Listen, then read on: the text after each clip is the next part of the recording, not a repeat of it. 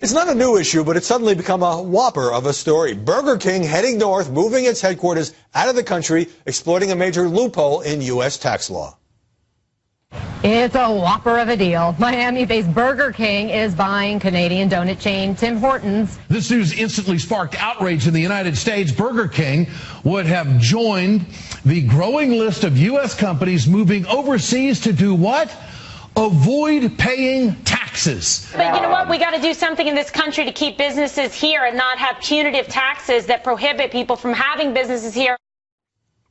But why haven't news organizations cared much about this issue before? Joining us now from New York is Charlie Gasparino, senior correspondent for the Fox Business Network. So dozens of companies have done something like this. Charlie, why did it take Burger King to put this on the front page? Well, I mean, corporate inversions have been going on for a while.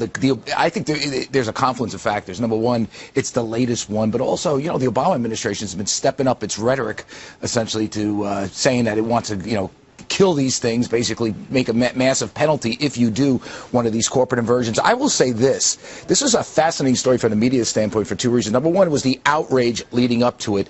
But then there was a weird justification for it right after the news broke, because Warren Buffett, you know, every reporter's favorite limousine liberal fat cat, was involved in the financing. Once that happened, I noticed an interesting, more than subtle change. There was a justification. You saw it in the Times. You saw it in usually these sort of left-of-center news outlets, basically saying, here's why Warren Buffett's doing it. He isn't dodging taxes, unlike everybody else who was dodging the taxes. And so I think this is kind of a fascinating story from that standpoint. I will say one other thing. There's a political element here. The fact that Warren Buffett, who was essentially President Obama's chief spokesman for higher taxes during the 2012 election cycle, is now part of this whole effort, you know, of Burger King to do a corporate inversion, really throws, I believe, a monkey wrench into his public relations attacks on this stuff, and essentially the attacks the efforts he's trying to get these sort of penalties passed on inversions. Right. Well, I agree with you on the Buffett angle. His Berkshire Hathaway is financing part of the deal, and he would say, a spokesman, I think, for more tax fairness. On the other hand, I don't think it's realistic to say that he should play by a different set of rules until the rules are changed. But well, also, is it if you're going to be if you're going to be the spokesman for higher taxes, you get the criticism that you deserve on this. Right. What about the fact that it's Burger King and everybody's had the fries and the onion rings, and it's just kind of an iconic brand, buying Tim Hortons in Canada and then using that as a reason to move the headquarters up to Ontario?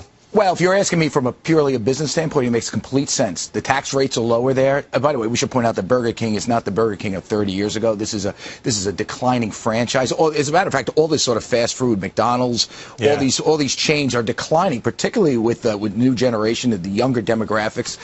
So this makes complete sense from a financing standpoint, not just a tax standpoint. I mean, you know, Tim Hortons apparently is a very good company overseas. But what I find more fascinating, the reason why we're reading about this stuff on the front page is the political, economic story here, which involves the President of the United States against these things, and his biggest proponent for higher taxes, Warren Buffett, being for something that he's against. All right, I have half a minute. I think one of the things that takes the juice out of the story is the fact that Washington, like on every other issue, isn't going to do anything about this. The Democrats want to close this loophole in terms of companies reincorporating abroad, and the Republicans say we just need to lower corporate taxes. They both may be right, but no prospect of compromise. Well, yes, no prospect of compromise, but the president, through some sort of executive action, could go out there and impose a penalty, as Jack Lew has threatened. I think, but playing this forward, the fact that Warren Buffett's involved is going to make it that much harder for Jack Lew and President Obama to do that. Got it. All right, Charlie Gasparino, thanks very much for weighing in. Anytime. Go have lunch.